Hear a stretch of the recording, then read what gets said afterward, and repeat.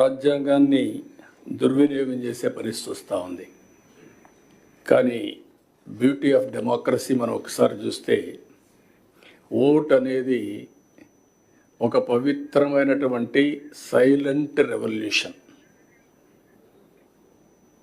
ఆ రోజు అంబేద్కర్ గారు ఇచ్చిన ఓటు హక్కు మీరు చూస్తే కొన్ని దేశాల్లో కొన్ని సందర్భాల్లో అందరికీ ఓటు ఇవ్వలేదు. పేదవాళ్ళకు ఓటు కొన్ని దేశాల్లో పేదవాళ్లే కాకుండా కొన్ని వర్గాలకు కూడా ఓటు ఇవ్వని పరిస్థితి.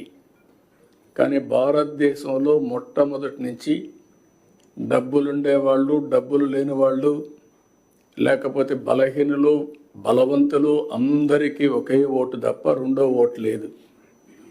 ఆ ఓటు ద్వారా ఈరోజు దేశంలో ఒక విధంగా చెప్పాలంటే రాజ్యాంగాన్ని మనం కాపాడుకోగలుగుతున్నాం.